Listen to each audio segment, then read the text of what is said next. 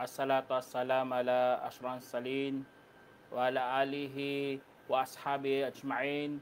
Amma ba'd, assalamualaikum warahmatullahi wabarakatuh. Mga kapatid sa Islam, inshallah, ipatuloy lang natin ang ating tafsir sa Suratul Qalam, kung saan tumigil po tayo sa 16. Inshallah, patuloy natin kasi napakagandang topic yun.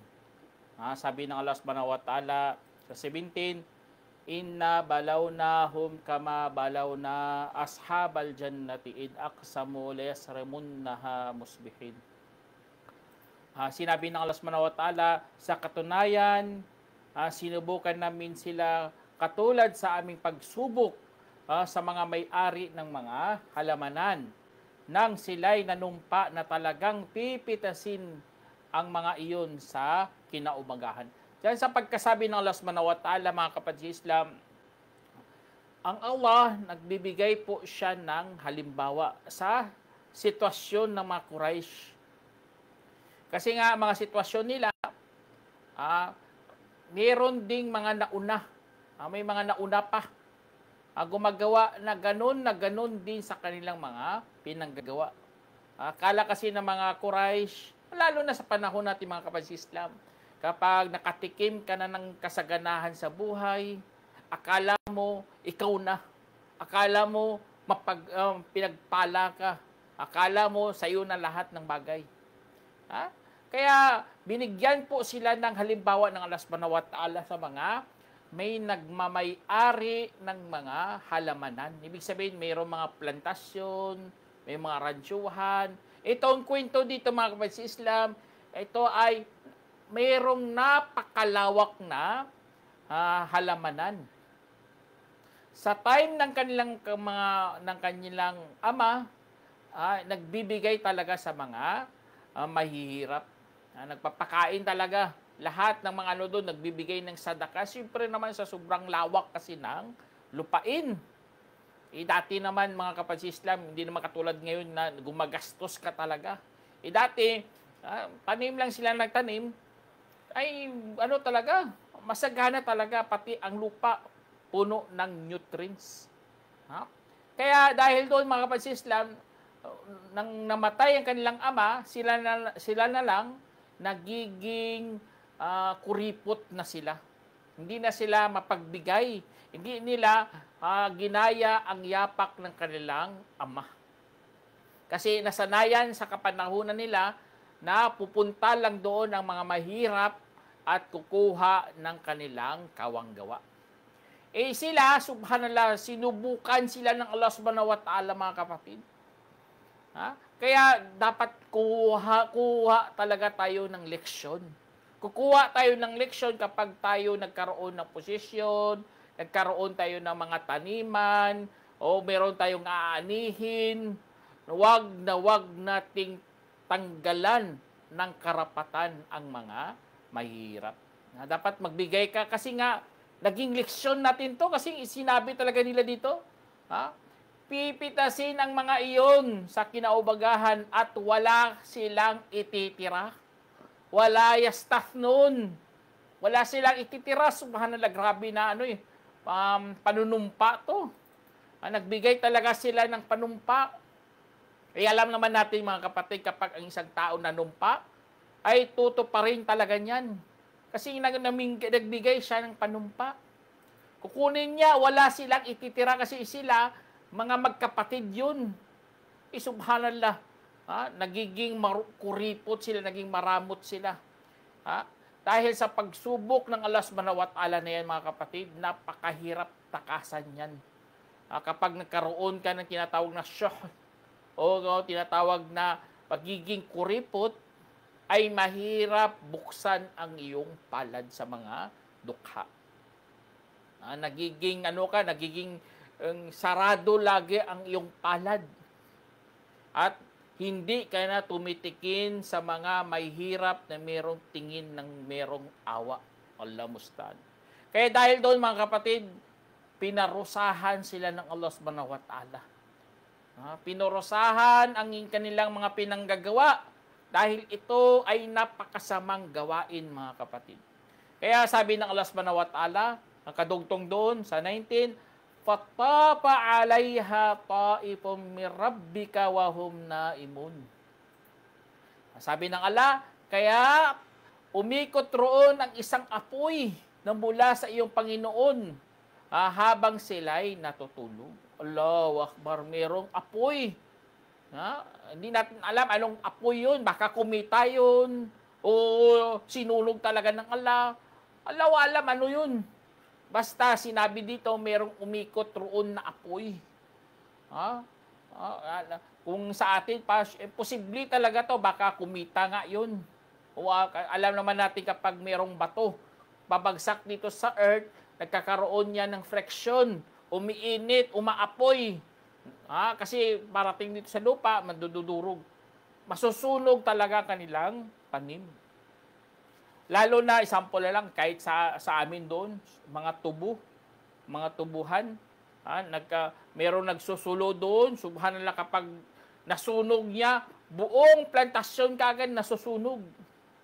Kasi ano yan lalo na mga tubo malapit na aanihin, dry na yun.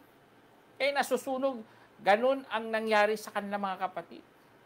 Faasbahat kasarim.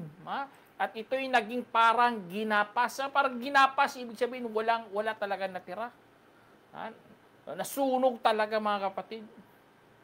Nagtanong nga ako bakit nyo sinusunog yan ang mga tanim? Kasi sabi nila para mabilis linisan, para magtanim na lang kaagad. Ganon na mga magsasaka, ganon ginagawa nila doon, sinusunog nila ang mga, dito, sinunog, may bunga, subhanallah. Nasunog, wala talagang natira. Faasbats kasarim, parang ginapas na. Tapos ito, wala silang kaalam-alam. Kasi gabi nga yun nangyari. Wala silang kaalam-alam. Tapos lalakarin pa, medyo malayo pa sa kanilang kinaroroonan. Kaya sabi nila dito, sabi ng Allah subhanahu wa ta'ala sa kwento dito, "Fatanadaw musbihin." Sabi nila, nagpagkaraan sila'y nagtatawagan kinaumagahan. Kasi magre-ready na, maghahanda na sila. Pupuntahan na nila ang plantasyon, ang taniman, para kukunin lahat ng mga ani doon at hindi talaga sila magbigay. Sabi nila, "Anigdu ala harthikum in kuntum," sabi dito, "in kuntum sarimin." At magsimpuntahan kayo ng maaga sa inyong taniman kung kayo nga'y mag-aani. Kasi gagawin nila palihim. Ayaw nila ipaalam sa kanilang mga kapwa doon. Lalo na yumaman na sila, yayaman na sila. Marami siyang pagkain. Ganun naman kasi dati ang pagkayamanan dati, lalo na pagkain, yun importante sa lahat. Yun, gusto nila marami silang pagkain. Marami silang maiimbak na pagkain sa kanilang tahanan. Kaya, ang mga magkapatid, mga kapatid sa Islam, ayun, nagano na sila, magpuntahan na tayo doon ng maaga. "Fantalaku wahum yatakhafatun." At kaya't nagtungo sila habang nagbubulungan. Puntahan sila. Pero nagbubulungan. Kasi nga ayaw nila marinig sila ng iba. Ganun na ganun, subhanallah, grabe talaga, napakalihim talaga. Kasi nga, napakakuripot, hindi talaga magbibigay. Alam naman natin mga tao dati, mga kapatid, gumigising yan ng maaga. Hindi katulad dati, gigising tayo, tapos tutulog pa. Hindi ganun mga nauna. Sila, gumising ng mas maaga. At hindi talaga sila, hindi sila nagkukwentuhan ng malakas, nagbubulungan lang sila. Tapos, kanilang mga bulong? "Alla yadkhulanna al-yawmal alaykum miskin." Subhanallah ito. Sabi nila, na wala talagang makakapasok roon na mahirap sa araw na yaon. Subhanallah, yun palang nila. Kuripot talaga mga kapatid, ayaw nila magbigay. Kahit kawag-gawa, kahit nasanayan na nila, ayaw pa rin. Bagkus Gusto nila, hindi nasusundin ang kanilang ama, ang yapak ng kanilang ama, ang tradisyon ng kanilang ama, ang kanyang nasanayang gawain ng kanilang ama, kinalimutan nila mga kapatid. Kasi itong kanilang sinabi, na wala talagang makakapasok roon ng mga dukha. Wala. Ayaw nila. Kaya, kadugtong dito mga kapatid, wag daw ala hardin qadirin. At sila, at tumungo sila kinaumagahan ayon sa balak na meron silang kakayahan. Meron silang balak. Ang balak nila, masama talaga mga kapatid. Gusto nila, hindi talaga sila magbigay. Meron naman silang kakayahan, pero ayaw nila magbigay. Kaya dito na mga kapatid, dito na pinakita ng Allah subhanahu wa ta'ala ang kanyang parusa. Katulad dito, falamma ra'awha qalu inna ladhalun. Kaya nang nakita nila ito, kanilang sinabi, katotohanan, tayo ay sadyang naliligaw. Kaya ganun na sila na kung ano pa, nagulat sila sa lugar. Bakit? Tumungo naman kami, bakit ganito ang aming nadatnan? Sunog. Wala namang halaman. Kaya umikutan naman sila ulit. Wala pa rin. Kaya yun na lang sinabi nila, sadyang naliligaw na tayo, lawbalon. Ligaw na tayo Anong gagawin natin? Kaya sabi ng iba, bal nahnu mahrumun. Doon na pagkanto nila ang mga sitwasyon, ang mga pangyayari na tayo ay pinagkaitan. Allahu Akbar. Kaya mga kapatid sa Islam, ang biyaya ng Allah subhanahu wa ta'ala, yan po ay pagsubok.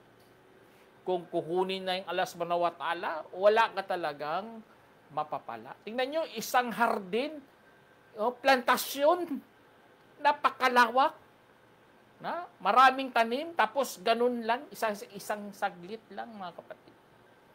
Tayo nga, nakikita natin sa baha, sa baha sa Pilipinas, nagkaroon ng baha, lahat, milyon-milyones kaagad ang nawasak, ng mga tanim, mga isdaan, o ano pa dyan, mga binigyan mo ng puhunan.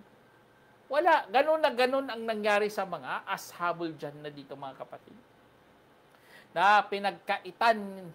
Kasi nga, dahil sa kanilang pagkukuripot. Ayaw talaga nila magbigay.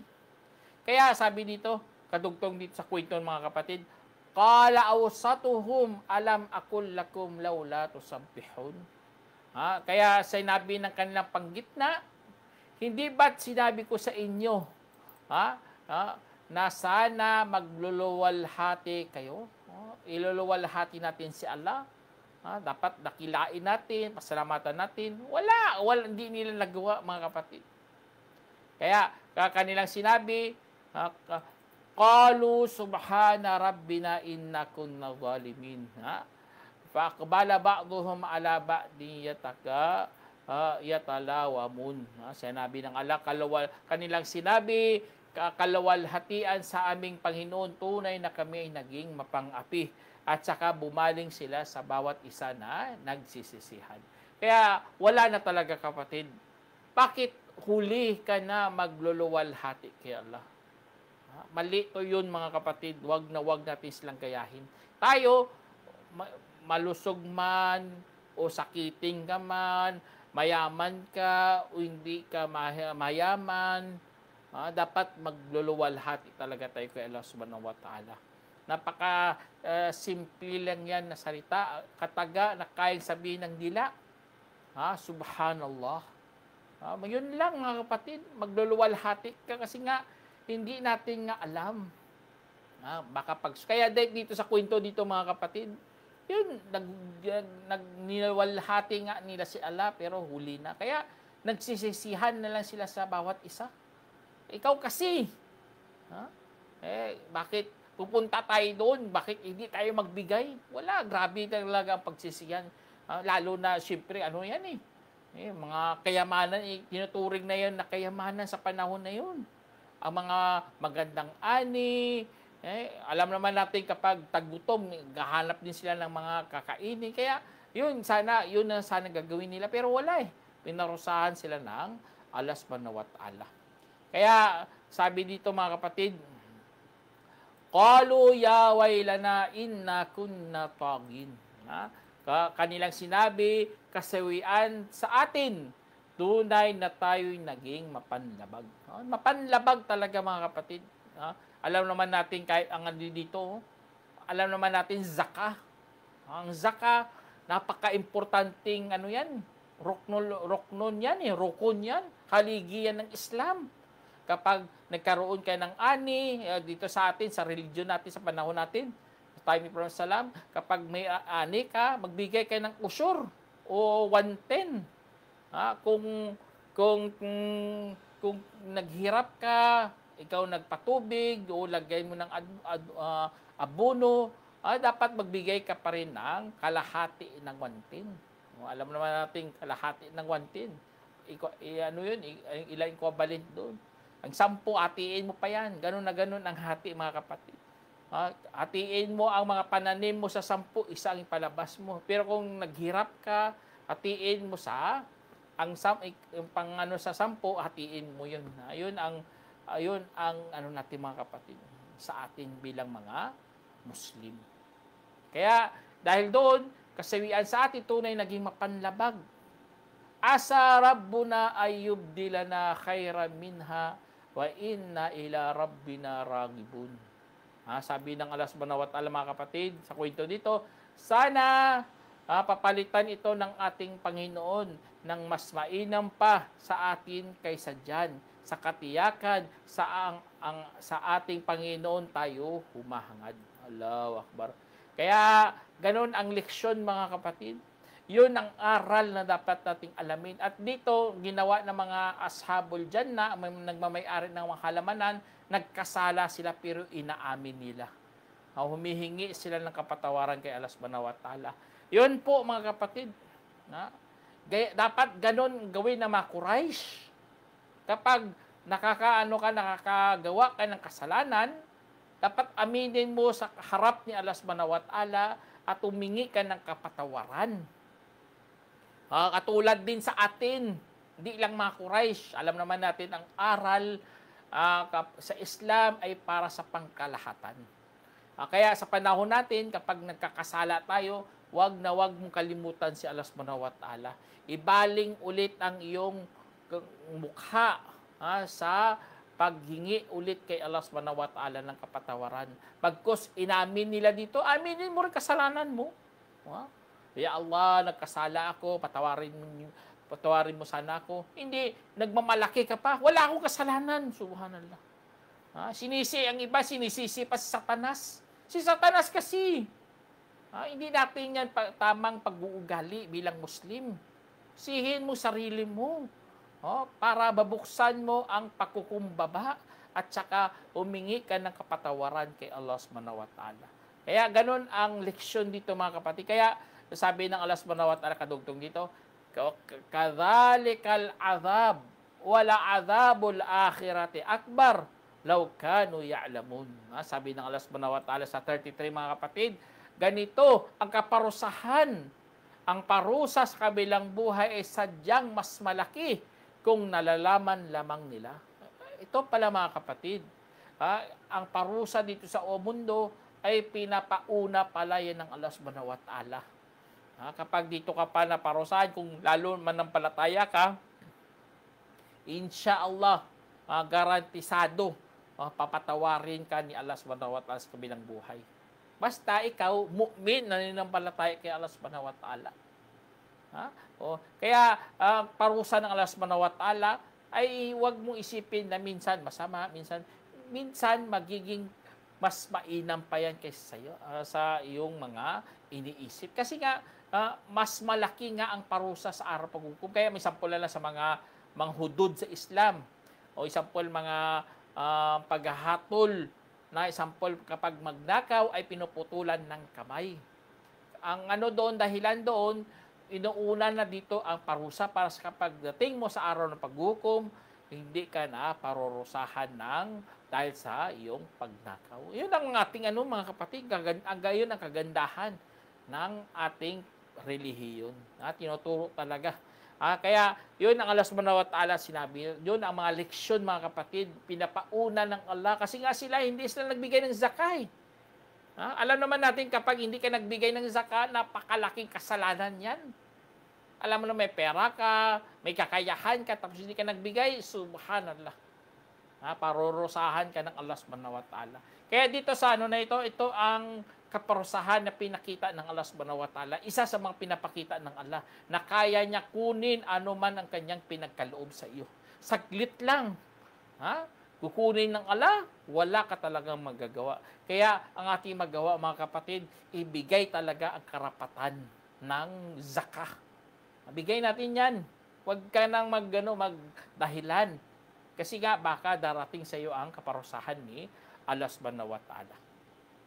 Tapos, makadugtong dito, mga kapatid, sabi ng Allah subhanahu wa ta'ala, Inna lil muttaqina 'inda rabbihim jannatin na'im.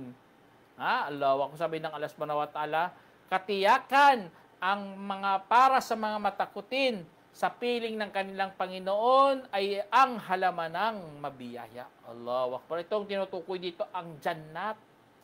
Jannat, mga kapatid, hindi lang jannah, kasing jannah singular. Jannat, mga halamanang mabiyaya. Jannatun naim. Yun ang ipapagkaloob ng Allah subhanahu wa ta'ala. Kasi nga, hindi mo nakita dito sa mundo. Hindi maamoy ng iyong mga tenga. Hindi pa narinig ng iyong tenga. Ang mga pangalan magkatulad pero magkaiba sa lasa, lalo na mga prutas doon. Kaya ganun ang ibibigay lang ng Allah ang kanyang halamanang mabiyaya para sa mga muttaqin. Yun lang palang kondisyon doon. Dapat meron ka munang takot sa Diyos. Hindi ka lumalapit kagad sa paggawa ng masama. Isang pula lang, nagutom ka, magnakaw ka kagad. Hindi. Dapat may takot ka muna kay Allah subhanahu wa ta'ala. Kasi nga, meron siyang inahanda para sa mga manampalataya. Kaya dahil doon, mga kapatid, ganun ang paghatol natin, mga kapatid. Ang hatol natin ay ibibigay ng Allah ang kanyang paraiso para sa mga matakutin. Kasi nga, sa atin, definisyon natin sa matakutin, matakutin kay Allah. Hindi matakutin sa asawa, matakutin sa pamilya, matakutin sa multo. Hindi ganun ang ating description. Basta may mabasa ka sa Quran, muttaqin, ibig sabihin yan, mga matakutin kay Allah subhanahu wa ta'ala. Kaya, merong pagkatanungan dito si Allah subhanahu wa ta'ala, kadugtong dito, sa 35, mga kapatid, afanaj'alul muslimina kal mujrimin? Malakum kayfa tahkumun? Sabi ng Allah subhanahu wa ta'ala, nagtatanong siya sa mga hindi manampalataya, lalo na sa mga Quraysh.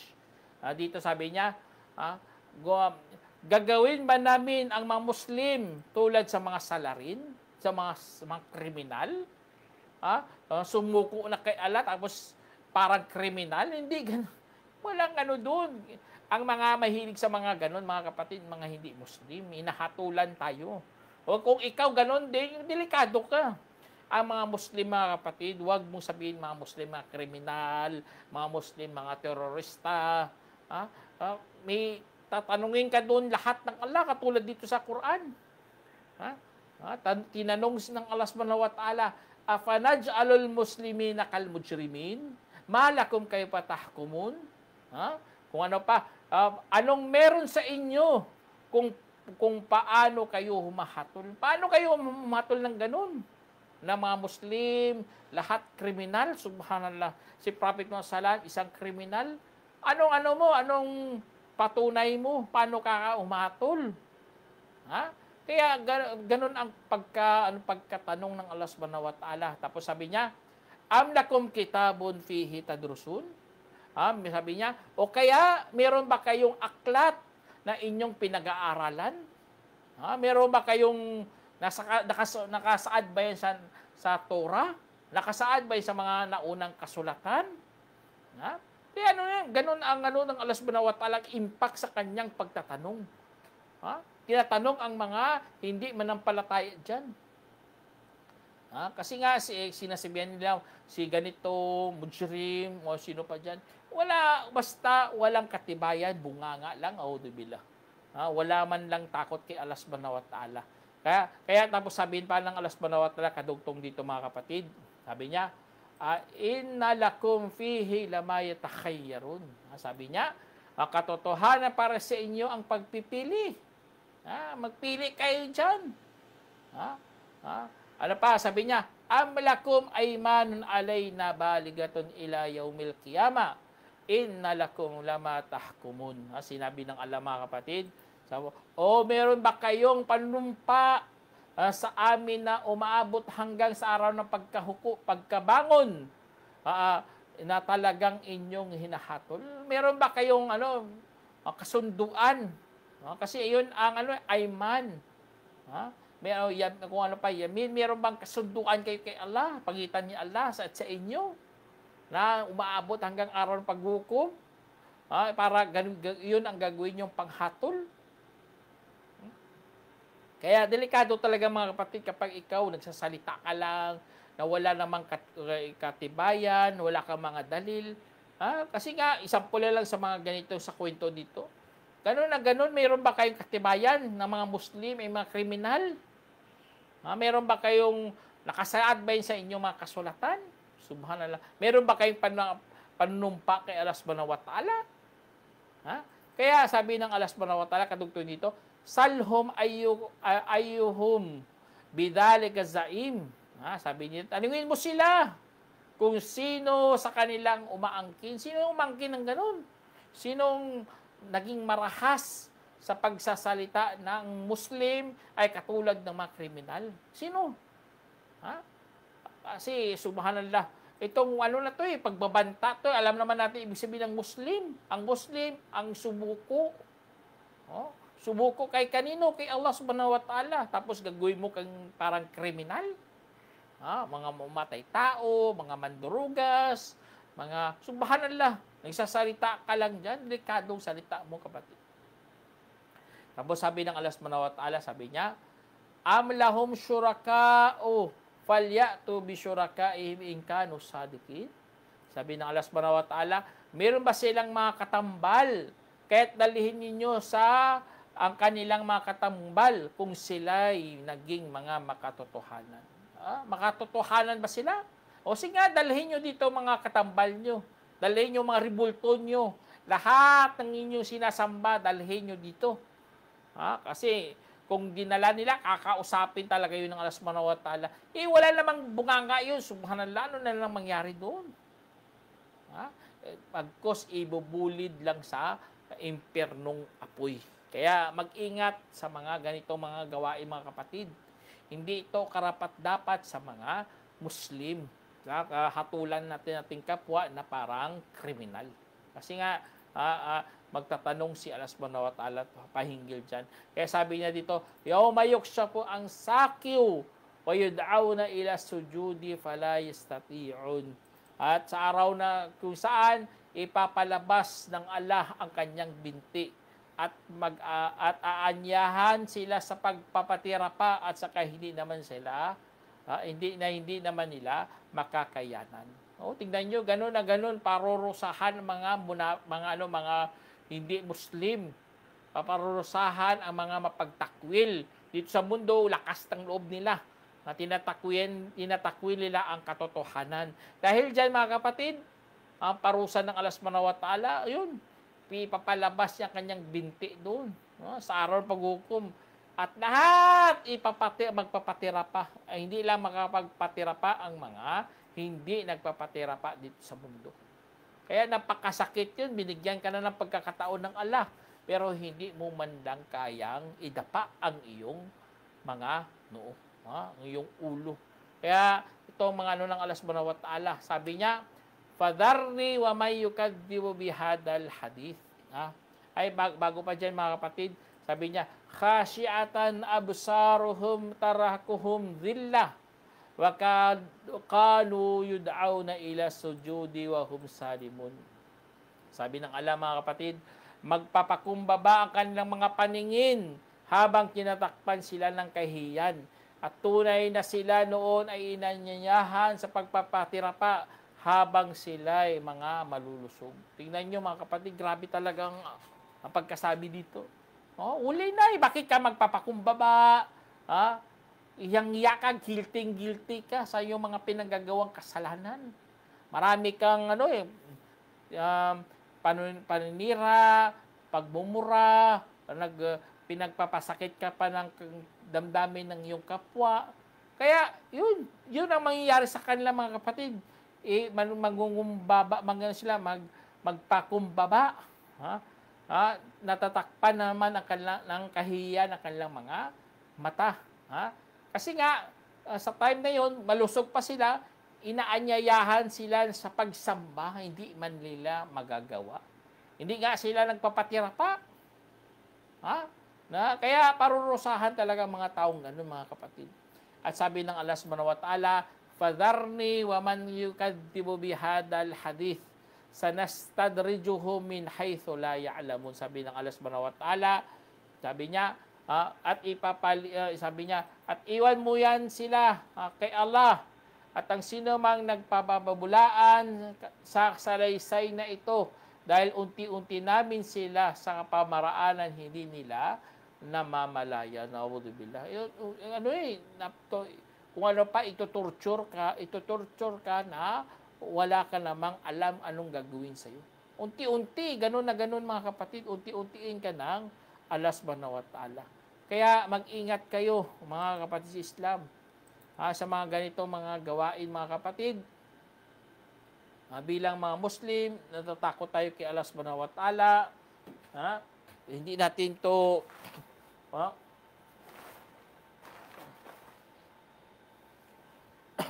wag nating gayahin ang mga walang pananampalataya kay Allah subhanahu wa ta'ala.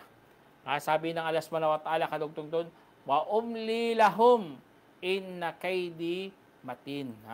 At ipapaliban ko muna para sa kanila katotohanan ang aking pakana ay napakatatag. Allahu Akbar. Itong nakakatakot mga kapatid. Kala ng iba, biro-biro lang to.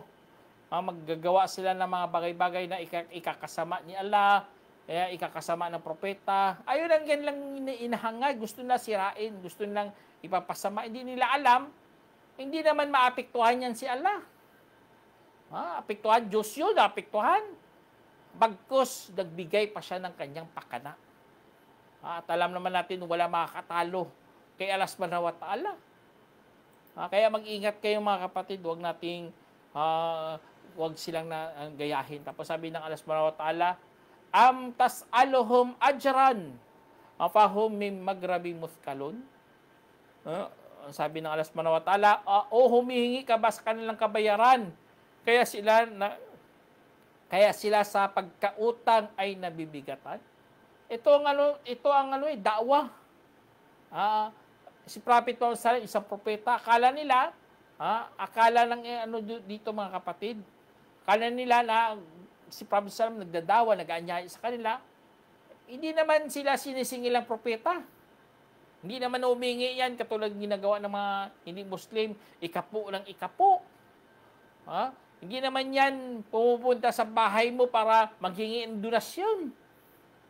Hindi naman yan naniningil ng utang. Hindi ganun ang propeta ng salam. Nabibigatan pa sila. Subhanallah. Sobra pa sa may utang ayaw nila makinig. Tinatakpan nila kanilang mga tenga. Minumura pa nila sa Prophet salam. Hindi naman humingi ng kabayaran. Kaya tinatanong ang Propeta salam para ipaabot sa kanila doon. Na mayroon bang utang si Prophet salam para iwasan nyo kasi nabibigatan kayo? Kaya sabi ng Allah kadugtong dito, indahumul gaibu fahum yaktubun. O meron ba silang kaalaman sa ligid? At saka isinulat nila? Meron ba silang ganun? Meron bang minsahe mula kay Allah subhanahu wa ta'ala na isinulat nila? Wala. Kasi alam naman natin na propeta lamang ang binibigyan ng ganun.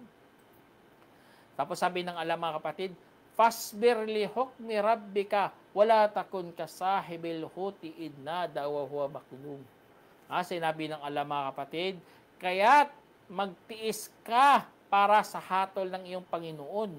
At huwag magiging katulad kay Yunus na ang tao sa balyena nang nanawagan habang siya ay nasa pagkalabag. Alam naman natin kwento doon, mga kapatid. Kwento kay Yunus, na isang tao kung saan lumakbay at hindi na kaya ng kanilang sinasakyang barko, inulog na lang siya sa barko at kinain ng malaking isda o tinatawag nating balyena. Kaya, gaya doon, mga kapatid sa Islam, ito isa sa mga sinabihan talaga si Propeta Yunus. Kaya, si Prophet Muhammad pala, sinabihan na magtiis ka sa hatol ng iyong Panginoon. At huwag niyang gayahin si Yunus. Kasi si Yunus, inutusan ng Allah, hindi siya tumupad, bagkus tumakas siya. Kaya, dahil doon, pinadalahan sila ng parusa hanggang nakain si Propeta Nuh, Propeta Nuh alayhi salam ng balye. Kasi ano pala to, si Yunus pala na hindi na siya sumunod, bumalik siya, lumabas siya hanggang pinarusahan sila ng Allah, pinakain siya sa balyena. Tapos, walawla an tadarakahu ni'matun min rabbih lanafida bil ara'i wa huwa madmum. Kung hindi lamang ipinapaabot sa kanyang biyaya ng Allah mula sa kanya, ay talagang itinapo na siya sa tiwangwang na dalampasigan habang siya'y nasa kahiyan. At alam naman natin kwento ni Yunus alayhis salam, mga kapatid. Pagkain sa kanyang balyena, hindi siya kagad inuluwal. Pinano siya doon, pinastay siya muna sa loob ng balyena na buhay siya sa loob ng 3 araw. Kasi kapag pinalabas siya kagad, siyempre kahiyan yun, propeta ka, tapos nakain ka ng balyena. Anong ginagawa mo? Siyempre, kaya ang Allah subhanahu wa ta'ala, all-knowing talaga, kapatid, hindi siya, hindi siya kagad tinapon doon sa tinatawag nating dalampasigan. Tapos sabi ng Allah subhanahu wa ta'ala, fajtabahu rabbuhu faja'alahu minas salihin. Kaya pinili siya ng kanyang Panginoon, at siya saka ginawa kabilang sa mga mabubuti. Si Propeta Yunus alayhis salam.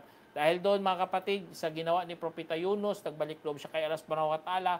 Alam naman ninyong kwento doon, sa loob ng balyena, humingi siya ng Allah subhanahu wa ta'ala ng tulong. Tapos sabi dito, kadugtog din sa sinabi ng Allah, mga kapatid, wa iyakadul ladina kafaru yuzlikunaka bi absarihim lamma sami'u dhikra wa yaquluna innahu lamajnun wa ma huwa illa dhikrul lil alamin. Kaya pinili siya, tapos sabi dito, sa katunayan, ang mga yaong nagtakwil ay sadyang halos kanilang padudulasin sa kanilang mga paningin kapag narinig nila ang paalala at kanilang sinabi, katotohanan, siya ay talagang isang baliw. At ito ay hindi kundi isang paalala para sa sanlibutan. Allahu Akbar. Alhamdulillah, mga kapatid, na natin dito, ang panghuli ito, mga kapatid, ang mga yaong nagtakwil, ang mga hindi Muslim, mga walang pananampalataya, kahit sa paningin, mga kapatid, sa time ni Prophet Salam, parang kinakatay na ni Prophet Salam. Gusto nilang ibadulas, subhanallah. Ganun lang doon, mga kapatid, sa sobrang inggit, sa sobrang puot, pang mga ginagawa nila. Kaya dahil doon, mga kapatid, ganun ang mga hindi ayaw sa katotohanan. Gusto nila mag-stop na. Kung kaya kanilang patayin sa kanilang isipan, gagawin talaga nila yan. Pero alhamdulillah, yan po ay mga paalala para sa sanlibutan. Para kasi ito sa mga may takot kay Allah. Ang Quran, hindi naman yan para sa mga walang takot kay Allah. Hindi yan sila para dyan ang Quran. Bahala sila anong gagawin nila. Kahit sinabihan ni Prophet Salam na isang baliw. Subhanallah. Kaya, yun ang ng Allah subhanahu wa ta'ala. Inshallah, sana meron kayong napulot ang aral, mga kapatid. At ang Quran, ang surah Al-Qalam, Isa sa mga magandang leksyon yan. Mga makukunan natin kasi nga nandyan ang kwento kung saan kwento ng mga nauna. Hanggang dito na lang po. Assalamualaikum warahmatullahi wabarakatuh.